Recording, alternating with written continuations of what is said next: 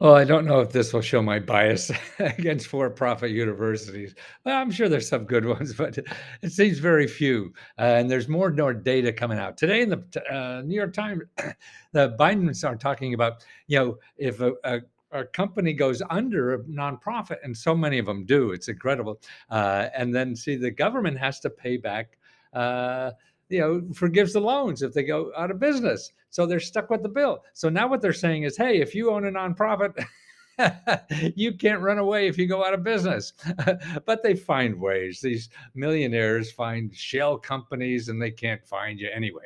So that's one thing today. But more importantly, the nonprofits, if you think a lot of people know they need education and they're going to nonprofits. And this report here that Forbes writes about is how nonprofits are like the worst value for money in the world. And I've seen data like this all the time, big reports from the government and everything. They spend the least on education, the most on marketing, and they have the most people that go in debt and can't pay their debt back. So that's the problem. The other thing is here, the closing rate. Look at this graph here. The number of closures on public universities, almost zero, right? Private for-profit, not for-profit universities, like 1-2%. That's it. But for-profit, man, 20, 30, 40, 48% of them going out of business. So the best idea is to stay away from them. You go to a local community college if you don't have money and go on from there. Man, these for-profits, it's just a way for millionaires to become billionaires, because the way they do that, say, is they start a college and they say, oh, here, get a government grant, you can come to my college. And that's why they spend so much money on marketing. And they get, from veterans money and all this kind of stuff. So they get government money, they give a lousy education, and then they go out of business and they got all the money and you got all the debt. Now that's terrible.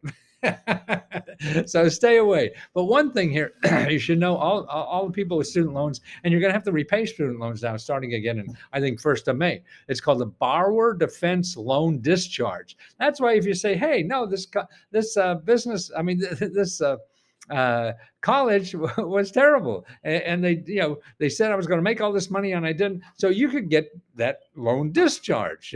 So that's the loan, and that's at studentaid.gov, and it's called Borrowers Defense Loan Discharge. And I have a report that I'll put in the description if you're watching this on YouTube, that is all the places to help with student debt problems. And you have to do a little digging. There's a student loan ombudsman. That's a good place to start. That's out the Department of Education, and they'll tell you what's going on.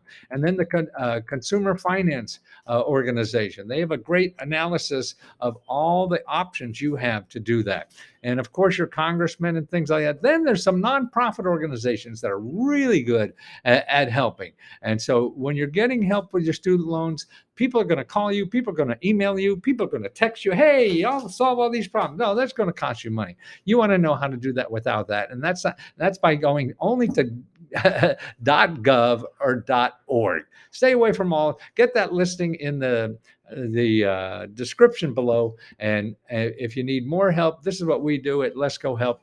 We give unlimited, unlimited personal assistance to applying for every government grant in the country. Oh, that's right. I mean, to me, that's an incredible. I don't know. I didn't believe I could ever make a statement like that, but I really believe in that. I've been studying this for 40, 50 years. I think I know it more than anybody else. And for $20, as a subscription, you get unlimited help, personal help to apply to every government grant in the USA. Only stick in the USA now.